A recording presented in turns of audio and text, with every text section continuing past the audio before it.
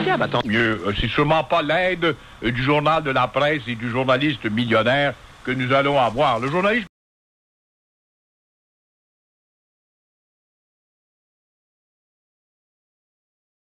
millionnaire qui a écrit des inepties ce matin, c'est les cochonneries d'un gars qui a publié un livre, à savoir, dans les agences d'escorte, il y a des joueurs de hockey, puis des juges, puis des avocats, puis des animateurs, et puis toutes sortes de monde, et aussi les journalistes de la presse, qui vont dans ces agences se faire frotter les cuisses.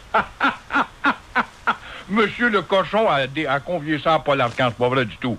Alors, toujours est-il que le journaliste millionnaire peut écrire toutes les inepties et n'aime pas la boxe. Le journaliste millionnaire, même s'il nous fait croire qu'il aime Régis Lévesque, et la boxe, c'est faux. C'est lui qui a dit que le combat t'a arrangé la dernière fois pour faire de l'argent à Régis Lévesque. Il a fait 4 piastres et demi net. Exactement. 4 piastres et demi net d'un poche. 4 piastres et demi net d'un poche. 4 piastres et demi net. Il l'a mis au courant. Tout de suite. Heureusement, il y avait une panne d'électricité. Monsieur Forgette de l'usine du General Motors, qui ne manque pas d'appeler à tous les jours, quel habile compositeur de téléphone. C'est pas un compositeur de lettres ni de musique, mais Monsieur Forgette compose le numéro de téléphone pour nous joindre. Après les enfants de Duplessis de dire l'ami le Momo. Momo est un enfant, non pas de Duplessis, il est trop vieux, M. Forgette, c'est un enfant, je pense, de l'époque de Honoré Mercier.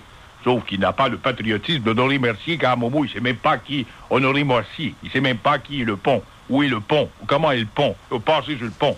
Alors, après les enfants de Duplessis de dire M. Forgette, l'ami de Momo, il ne manquerait plus maintenant que les auditrices du cardinal de Retaubec à Radio Suppositoire le poursuivent dans 10 ans parce qu'il leur a dit qu'elles étaient des femmes qui ne jouissaient pas et qu'elles ont perdu 10 ans de leur vie à l'écouter. En effet, le cardinal de Retaubec pourrait être un de ces jours poursuivi, lui aussi, pour tous ses propos, ses inepties, ses stupidités, sa moralité qu'il diffuse depuis un trop grand nombre d'années. À l'île des Sœurs...